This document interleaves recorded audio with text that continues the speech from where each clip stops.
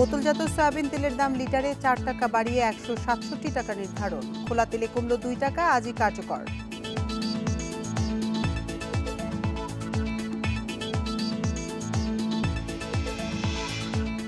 ছয় জেলায় তীব্র তাপপ্রবাহ, সর্বোচ্চ তাপমাত্রা চুয়াডাঙ্গায় 40.8 ডিগ্রি সেলসিয়াস।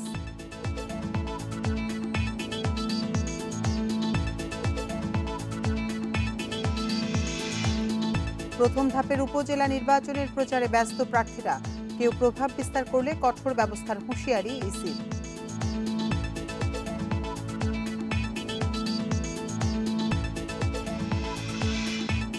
চট্টগ্রামের 3 ভাইবোন হত্যা মামলায় 2 আসামির মৃত্যুদণ্ড। 2004 সালে বালুছড়া এলাকায় গুলিতে নিহত হয়।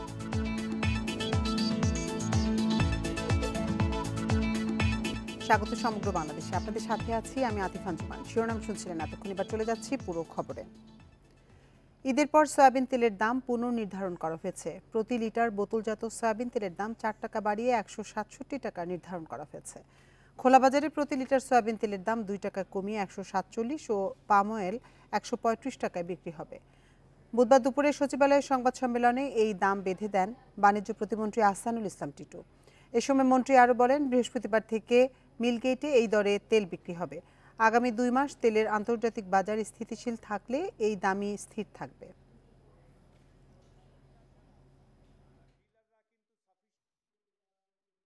সয়াবিন তেল খোলা প্রতি লিটার, যেটা আমাদের আগে পরিবেশিক পর্যায়ে নির্ধারণ করা ছিল 149 টাকা, আমরা এইটা 2 টাকা কমিয়ে 147 টাকায় নির্ধারণ করা হয়েছে।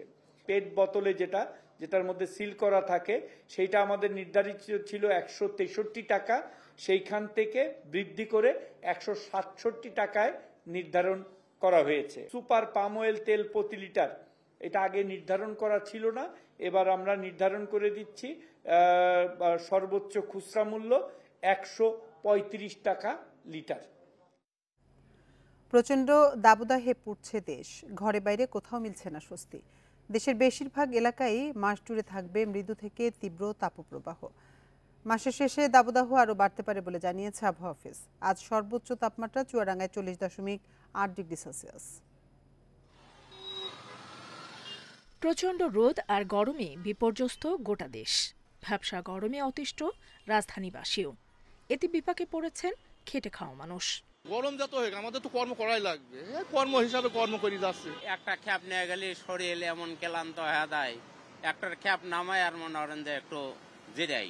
দেশের মানুষ গরমের মধ্যে অস্থিরতা বোধ করতেছে। এখন আমাদের কাজে কর্মের মধ্যে আসতে হয়, অফিসে রেগুলার না এসেও পারি না। আবহাওয়া অফিস বলছে, তাপ প্রবাহের পাশাপাশি বাতাসে জলীয় বাষ্প বেশি থাকায় অস্বস্তি বাড়ছে। ওইরকম স্বস্তির খবর কিন্তু নেই যে তাপমাত্রা কমে যাবে, তাপদাহ থাকবে না। এটা তাপদাহ থাকবে, তবে বৃষ্টিপাত যখন হবে তখন তাপমাত্রাটা স্থিমিত হবে, কমে আসবে, মানুষের মধ্যে কিছু স্বস্তি আসবে। আবার যখন বৃষ্টিপাতটা কমে আসবে তাপমাত্রা বাড়তে থাকবে, এবং এটা কিন্তু আপনার এপ্রিল মে মাস এরকমই চলবে। কিন্তু তবে ঢাকা, ময়মনসিংহ, রংপুর, রাজশাহী, বরিশাল, চট্টগ্রাম এবং সিলেট বিভাগের কোথাও কোথাও ঝড়ো হাওয়া সহ বৃষ্টি বা বজ্রসহ বৃষ্টি হতে পারে।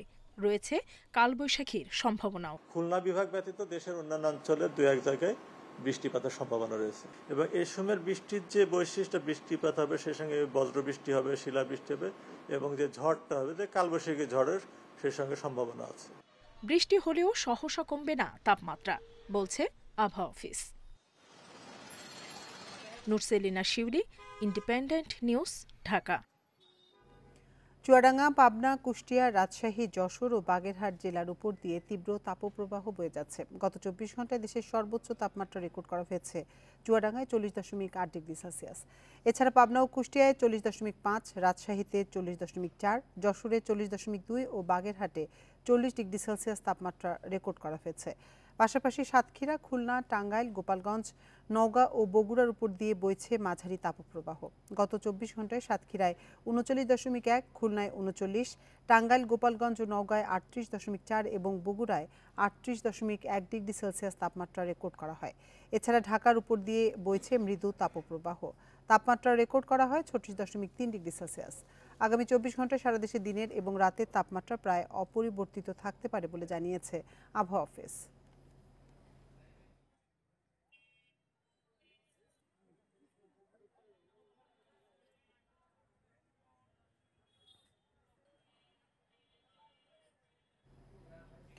চুয়াডাঙ্গা, পাবনা, কুষ্টিয়া, রাজশাহী, যশোর ও বাগেরহাট জেলার উপর দিয়ে তীব্র তাপপ্রবাহ বয়ে যাচ্ছে। এ বিষয়ে বিস্তারিত জানাতে পাবনা থেকে আমাদের সাথে যোগ দিচ্ছেন আমাদের সহকর্মী খায়রুল ইসলাম।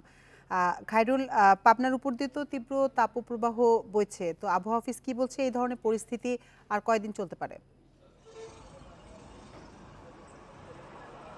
আসলে এই গত বেশ কয়েকদিন যাবৎ কিন্তু পাবনায় 40 ডিগ্রির উপরে কিন্তু প্রতিদিনের তাপমাত্রা কিন্তু থেকেই যাচ্ছে, যে কারণে কিন্তু প্রচণ্ড তাপদাহ, রোদের সঙ্গে কিন্তু তাপদাহ হচ্ছে। আর এই কারণে কিন্তু খেটে খাওয়ার যে মানুষগুলো রয়েছেন তারা কিন্তু চরম কষ্টে রয়েছেন। কারণ হলো তারা যে ভ্যান চালক এবং দিনমজুর যারা মাঠে কিন্তু বের হতে পারছেন না। প্রচণ্ড তাপদাহর কারণে তারা অনেকেই কিন্তু অসুস্থ হয়ে পড়ছেন।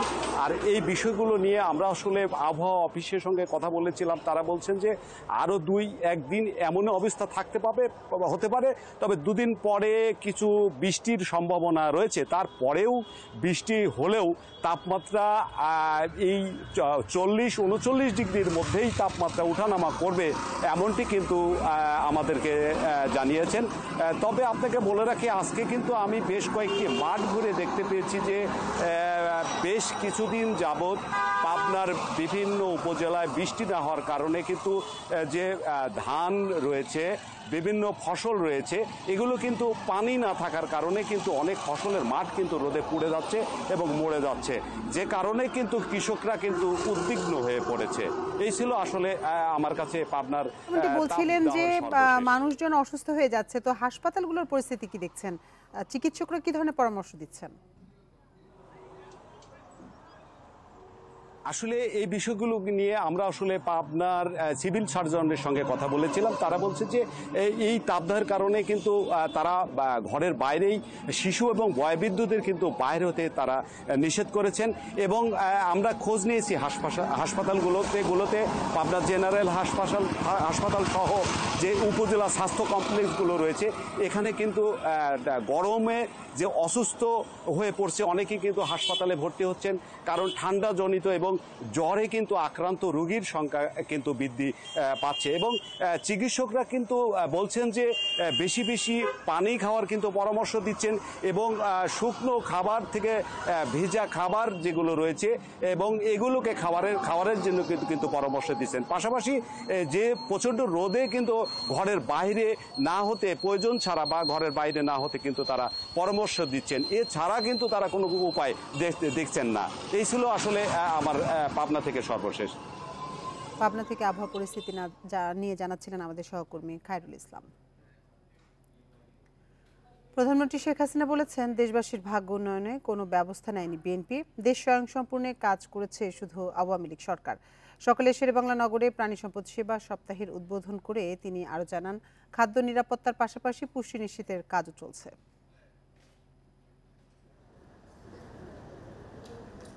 প্রাণী সম্পদ সেবা সপ্তাহ ও প্রদর্শনী উদ্বোধন করতে শেরেবাংলা নগরের পুরাতন বাণিজ্য মেলার মাঠে আসেন প্রধানমন্ত্রী।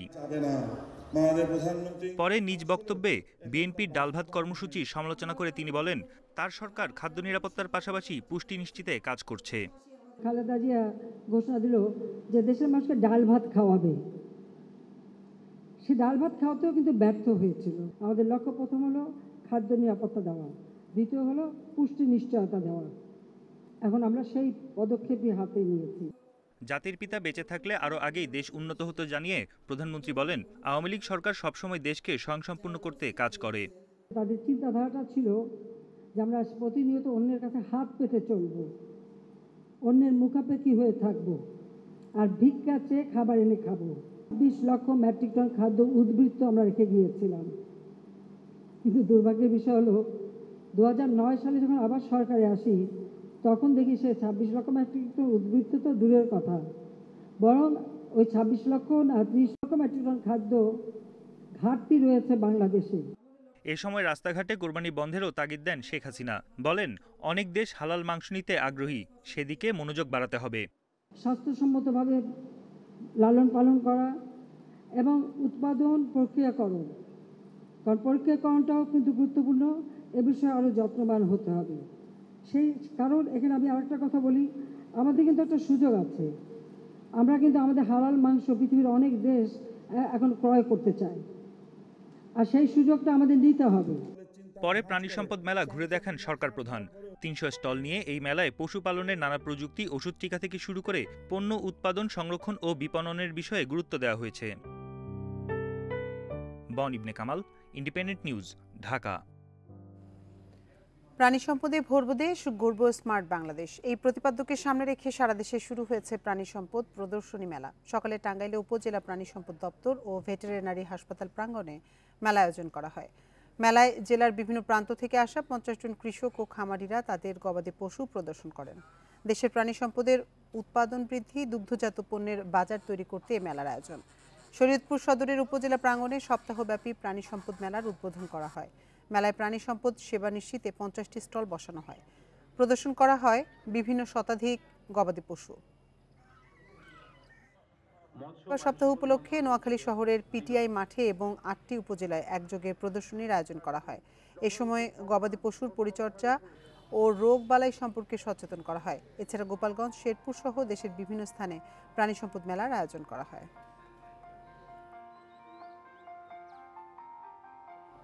শেয়ারবাজারের এসএমই বোর্ডে তালিকাভুক্ত ক্রাফটসম্যান ফুটওয়্যার অ্যান্ড অ্যাক্সেসরিজের আইপিও আবেদন শুরু হবে রোববার। নির্দিষ্ট বিনিয়োগকারীরা আগামী বৃহস্পতিবার পর্যন্ত আবেদন করতে পারবেন।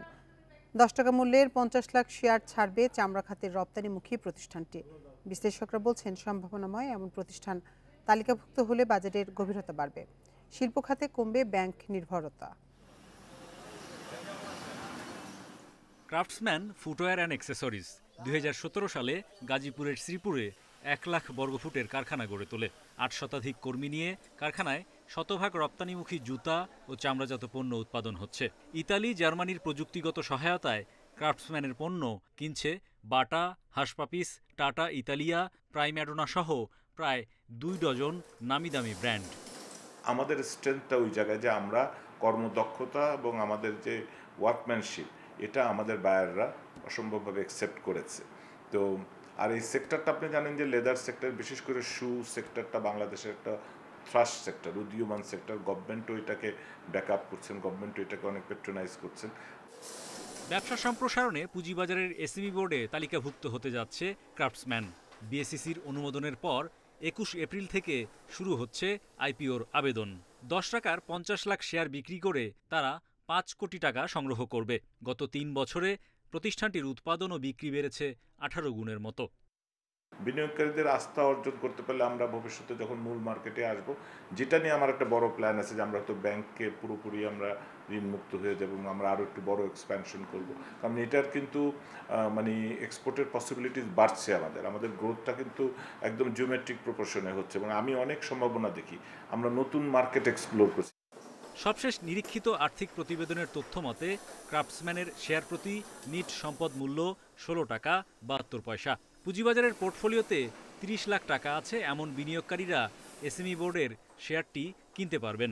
বাংলাদেশে একমাত্র সম্পূর্ণ র হোয়াইটটা যেই দামে এখানে তারা কালেক্ট করে থাকে, এটা এক্সপোর্ট করার কারণে ডলারের কারণে কিন্তু আমার এক্সপোর্ট আর্নিংসটা অনেক বেড়ে যাওয়ার কথা। সেই জন্য পুঁজিবাজার যদি একটা সম্ভাবনাময় ক্ষেত্র তৈরি করতে পারি, একদিকে যেমন কোম্পানি লাভবান হবে, অন্যদিকে ব্যাংকের প্রতি নির্ভরশীলতা কমে যাবে, পুঁজিবাজারও ভালো শেয়ার পাবে, বিনিয়োগকারীরা উপকৃত হবে। তো ক্রাফটসম্যানের শেয়ারের ইস্যু ম্যানেজারের দায়িত্ব পালন করছে গ্রিন ডেল্টা ক্যাপিটাল।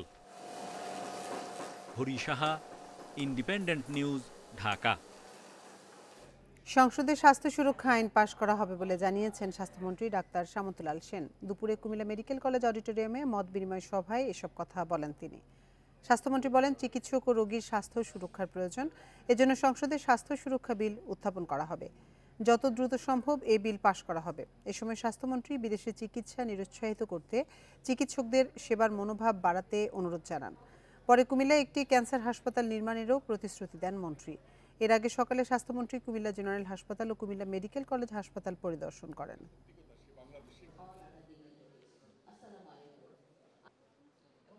স্পষ্টভাবে একটা কথা বলি যে আমি চিকিৎসকদের সুরক্ষা অবশ্যই দিব, সাথে সাথে আমি রুগীদের সুরক্ষা ব্যাপারেও আমি কাজ করব, রুগীদের সুরক্ষাও আমাকে দেখতে হবে, কারণ আমি কিন্তু মন্ত্রী, যেরকম চিকিৎসকদেরও মন্ত্রী, আমি রুগীদেরও মন্ত্রী। একটা মিটিং আমি অলরেডি করেছি এবং এটা আমি প্রতিজ্ঞাবদ্ধ, এইটা আমি যেভাবেই হোক আমি এটা সংসদে পাস করব। নির্দেশনা অমান্য করে উপজেলার ভোটে পরিবারের সদস্যদের প্রার্থী করছেন আওয়ামী লীগের এমপি মন্ত্রীরা। এ তালিকায় আছে তাদের স্ত্রী, ছেলে, মেয়ে থেকে শুরু করে ভাই, ভাতিজা, শ্যালকের নাম। অথচ এবারে নির্বাচন অবাধ, অংশগ্রহণমূলক করতে দলীয় প্রতীকে ভোটের সিদ্ধান্ত থেকে সরে এসেছে দল। টাঙ্গাইলের ধনবাড়িতে খালাতো ভাই হারুনুর রশিদ হীরাকে আবারও প্রার্থী ঘোষণা করেছেন আওয়ামী লীগের সভাপতিমণ্ডলীর সদস্য এমপি আব্দুর রাজ্জাক। এর প্রতিবাদে আওয়ামী লীগ সভাপতির কাছে লিখিত অভিযোগ দিয়েছে দলের একাংশ। মধুবর ইয়াকুব সাহেব এবং ধনবাড়ি তার আত্মীয় হীরা সাহেবকে মনোনয়ন দিয়েছেন এবং বলেন যেটা আমি মনোনয়ন দিলাম। মাদারীপুর সদরে ছেলেকে প্রার্থী করেছেন সাবেক মন্ত্রী শাহজাহান খান। নাটোরের সিংড়ায় চেয়ারম্যান প্রার্থী লুৎফুল হাবিব রুবেল আইসিটি প্রতিমন্ত্রী জুনায়েদ আহমেদ পলকের শ্যালক। আর নারায়ণগঞ্জ 1-এর এমপি গোলাম দস্তগীর গাজী প্রার্থী করেছেন ছেলে গাজী গোলাম মুর্তজা পাপ্পাকে। স্থানীয় আওয়ামী লীগের অভিযোগ, পুরো এলাকাকে নিজের বলয়ে নেয়ার চেষ্টা করছেন তিনি। এছাড়া বগুড়া, নোয়াখালী, মৌলভীবাজার, নরসিংদী, কুমিল্লা, মানিকগঞ্জ, পিরোজপুর সহ অন্তত 20 জেলায় নানা উপজেলায় প্রার্থী হচ্ছেন স্থানীয় সংসদ সদস্যের নিকটাত্মীয়রা। প্রধানমন্ত্রী নির্দেশ দিয়েছেন মন্ত্রী এমপিদের নির্বাচনে প্রভাব বিস্তার না করতে। অথচ এই নির্বাচন প্রতিদ্বন্দ্বিতাপূর্ণ ও নিরপেক্ষ করতে দলীয় প্রতীক দিচ্ছে না আওয়ামী লীগ। সংকীর্ণ পরিবারতন্ত্র প্রতিষ্ঠা করতে গিয়ে অনেকেই রাজনীতি থেকে হারিয়ে যাবেন। পরিবারতন্ত্র প্রতিষ্ঠার ফলাফল কখনোই বৃহত্তর আঙ্গিকে ভালো হয় না। পরিবার পরিজন ঘনিষ্ঠ জনদেরকে নিয়ে স্থানীয় সরকার নির্বাচনে নিজের বলয়কে শক্তিশালী করা, ভারী করার জন্য কোনো পায়তারা করে, সে বিষয়গুলো আওয়ামী লীগ নজরদারির ভিতরে নেবে। এর আগের নির্বাচনে নৌকার প্রার্থীর বিপক্ষে দাঁড়ালে ব্যবস্থা নেওয়ার কথা থাকলেও শেষ পর্যন্ত ক্ষমা করেছে দল। তবে এবার তৃণমূলের বিরোধ ঠেকাতে দেয়া হচ্ছে কঠোর হওয়ার হুঁশিয়ারি। দ্বাদশ জাতীয় সংসদ নির্বাচনের সামনে রেখে দলের সবাইকে আমরা মাফ করে দিয়েছি। এখন যেহেতু নির্বাচনে, এখন আমরা কঠোর হয়েই দলের শৃঙ্খলা ঐক্যকে আমরা জোরদার করব। নির্বাচন নিয়ে একটা ভুল বুঝাবুঝি তো হয়েছে, আবার সবাইকে একই জায়গায় একই সাথে কাজ করবার একটা মানসিকতা তৈরি করবার জন্যে কি বলে গ্রাউন্ড ওয়ার্ক করা। প্রথম ধাপে 152 উপজেলা পরিষদে 8 মে এবং দ্বিতীয় ধাপে 161 উপজেলায় 21 মে ভোট নেবে নির্বাচন কমিশন। Ezazur Rahman, Independent News, Dhaka. প্রথম ধাপের উপজেলা নির্বাচনের আনুষ্ঠানিক প্রচার শুরু না হলেও মাঠে ব্যস্ত প্রার্থীরা। মনোনয়নপত্র বৈধ ঘোষণার পরপরই গণসংযোগ শুরু করেছেন অনেকেই। ভোটারদের কাছে দিচ্ছেন উন্নয়নের নানা প্রতিশ্রুতি। প্রথম ধাপের উপজেলা নির্বাচনের আনুষ্ঠানিক প্রচার শুরু হয়নি এখনো, তবে সীমিত পরিসরে গণসংযোগ করছেন অনেকেই, ছুটছেন ভোটারদের কাছে। মানিকগঞ্জের সিংগাইর ও হরিরামপুরে উপজেলা পরিষদ নির্বাচন হচ্ছে প্রথম ধাপেই। বিএনপি কেন্দ্রীয়ভাবে ভোটে অংশ না নেওয়ার সিদ্ধান্ত নিলেও হরিরামপুরে চেয়ারম্যান প্রার্থী হয়েছেন দলটির নেতা জাহিদুর রহমান তুষার। মানুষের পাশে থাকতে পারে এবং এলাকার উন্নয়নে ভূমিকা রাখতে পারে, সেই জায়গাটায় আমি উপজেলা পরিষদকে নিয়ে আসতে চাই। যাচাই বাছাই শেষে লক্ষ্মীপুরের কমলনগর ও রামগতিতে 31 জনের মনোনয়নপত্র বৈধ ঘোষণা করা হয়। চাঁদপুরের মতলব উত্তর ও দক্ষিণে বৈধতা পেয়েছেন 16 প্রার্থী। কক্সবাজার সদর, মহেশখালী ও কুতুবদিয়ায় মনোনয়নপত্র বৈধ ঘোষণার পরই মাঠে সক্রিয় প্রার্থীরা। শিক্ষার মান উন্নয়ন করতে চাই, আমি একটি নৈশ বিদ্যালয় স্থাপন করতে চাই যাতে নারীরা সেখানে সুশিক্ষিত হতে পারে। সমাজে এখন যে দুর্বৃত্তায়ন চলছে সেটার বিরুদ্ধে একটি সোচ্চার কণ্ঠ হিসেবে থাকতে হবে। ভোটের জন্য সুষ্ঠু পরিবেশ চান পাবনার 3 উপজেলার ভোটাররা। সুষ্ঠু যদি ভোট হয় তাহলে আমাদের যে জনগণ উৎসাহমূলক হলো ভোট সেন্টারে চলে আসবে। উপজেলা নির্বাচনের প্রথম ধাপের ভোট গ্রহণ নির্বিঘ্ন করতে সব প্রস্তুতি নিচ্ছে নির্বাচন কমিশন। ইভিএম মেশিন সহ যে লেভেলে যত ধরনের প্রস্তুতি রয়েছে আমরা সব সম্পন্ন করেছি। আইন শৃঙ্খলা পরিস্থিতি নিয়ন্ত্রণে রয়েছে এবং ডিসি এবং এসপি মহোদয় এই নির্বাচনে সার্বিকভাবে সহযোগিতা করছেন। প্রথম ধাপের উপজেলা নির্বাচনের প্রার্থিতা প্রত্যাহারের শেষ দিন 22 এপ্রিল আর প্রতীক বরাদ্দ 23 এপ্রিল। ভোট গ্রহণ 8 মে। সোহেলি জাহান, ইন্ডিপেন্ডেন্ট নিউজ। উপজেলা নির্বাচনে কেউ প্রভাব বিস্তার করলে পদক্ষেপ নেওয়া হবে। দুপুরে নরসিংদীতে উপজেলা পরিষদ নির্বাচন উপলক্ষে সংশ্লিষ্ট কর্মকর্তা ও আইনশৃঙ্খলা বাহিনীর কর্মকর্তাদের সঙ্গে মতবিনিময় সভা শেষে একথা বলেন নির্বাচন কমিশনার মোহাম্মদ আলমগীর। তিনি আরও জানান, কে কার আত্মীয় বা কে আত্মীয় নয় সেটা দেখার বিষয় নির্বাচন কমিশন এবং নির্বাচন সংশ্লিষ্টদের নয়। অবাধ ও শান্তিপূর্ণ নির্বাচন অনুষ্ঠানে সংশ্লিষ্টদের নির্দেশনা দেওয়ার কথা জানান ইসি মোহাম্মদ আলমগীর। নির্বাচনে যাতে কেউ প্রভাব বিস্তার না করেন সে বিষয়ে সবাইকে সচেতন থাকার আহ্বান জানান। আমরা যেটা বলবো, আপনাদের মাধ্যমে আপনারা এই মেসেজটা দেবেন স্থানীয়ভাবে, যে নির্বাচনে কেউ যদি অন্যায় কাজ করার চেষ্টা করে, কেউ যদি প্রভাব বিস্তারের চেষ্টা করে, সেগুলো থেকে বিরত থাকে। এবার শুধু ক্যান্ডিডেট না, যারা যে প্রভাব বিস্তার করবে তাদের বিরুদ্ধেও কিন্তু আমাদের ব্যবস্থা নেওয়ার আইনে অধিকার আছে। চট্টগ্রামের বায়েজিদ থানাধীন বালুছড়া এলাকায় 3 ভাই বোন হত্যা মামলায় 2 আসামিকে মৃত্যুদণ্ড দিয়েছে আদালত। পাশাপাশি 2 লাখ টাকা অর্থদণ্ড দেওয়া হয়েছে। দুপুরে চট্টগ্রামের প্রথম অতিরিক্ত মহানগর দায়রা জজ মোহাম্মদ কামাল হোসেন শিকদারের আদালত এ রায় দেন। মৃত্যুদণ্ডপ্রাপ্তরা হলেন আবুল কাশেম প্রকাশ ও ইউসুফ প্রকাশ। মামলার বিবরণে জানা যায়, 2004 সালে বালুছড়া এলাকায় গুলিতে নিহত হয় 2 সহোদর সাইফুল ও আলমগীর। এই ঘটনায় আহত হন তাদের বোন মিনুয়ারা। 20 দিন ঢাকায় চিকিৎসাধীন থাকার পর তিনিও মারা যান। এই ঘটনায় সাইফুলের স্ত্রী বাদী হয়ে বায়েজিদ থানায় মামলা করেন। মামলার 2 আসামি মোহাম্মদ নাসির ও ফয়েজ মুন্না র্যাবের সাথে বন্দুকযুদ্ধে নিহত হয়। অপরাধ প্রমাণিত হওয়ায় আদালত বাকি 2 আসামিকে মৃত্যুদণ্ড দেন। এদিকে আসামিদের স্বজনরা জানান, ন্যায় বিচার পেতে তারা উচ্চ আদালতে যাবেন।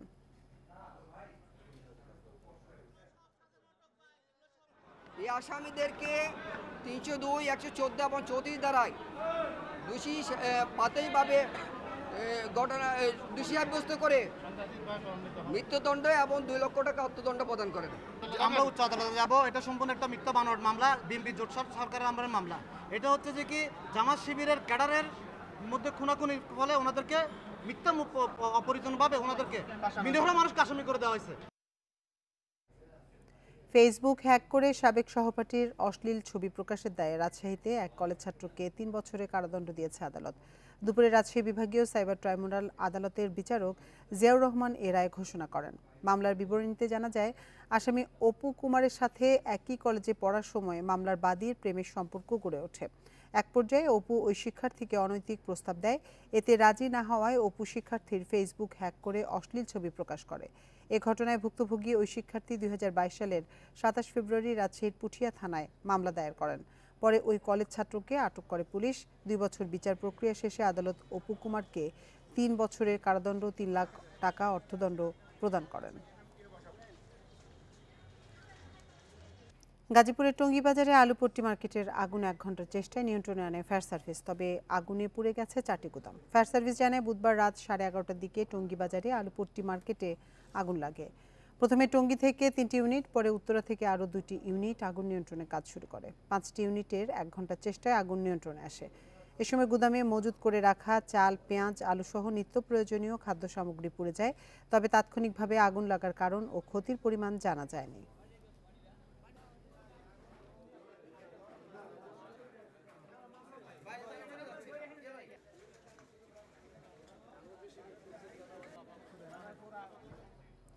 ফরিদপুরে অভিযান চালিয়ে অবৈধভাবে বালু উত্তোলনের দায়ে 8টি এক্সকেভেটর ও 23টি ট্রাক জব্দ করেছে ভ্রাম্যমাণ আদালত। বুধবার রাতে ধলার মোড় শহর রক্ষা বাঁধ এলাকায় এ অভিযান পরিচালনা করা হয়। জেলা প্রশাসনের নির্বাহী ম্যাজিস্ট্রেট মুজিবুল ইসলাম জানান, ধলার মোড় শহর রক্ষা বাঁধ ঘেঁষে কয়েক কিলোমিটার এলাকা জুড়ে বালু উত্তোলনের অভিযোগে ভ্রাম্যমাণ আদালত পরিচালনা করে জেলা প্রশাসন। এ সময় 8টি এক্সকেভেটর ও 23টি ট্রাক জব্দ করা হয়। পুলিশের উপস্থিতি টের পেয়ে বালু কাটার কাজে জড়িতরা এক্সকেভেটর ও ট্রাকগুলো ফেলে পালিয়ে যায়। জব্দকৃত যানগুলো পুলিশি প্রহরায় রাখা হয়েছে। জড়িতদের বিরুদ্ধে আইনি ব্যবস্থা গ্রহণ করা হবে বলে জানান তিনি।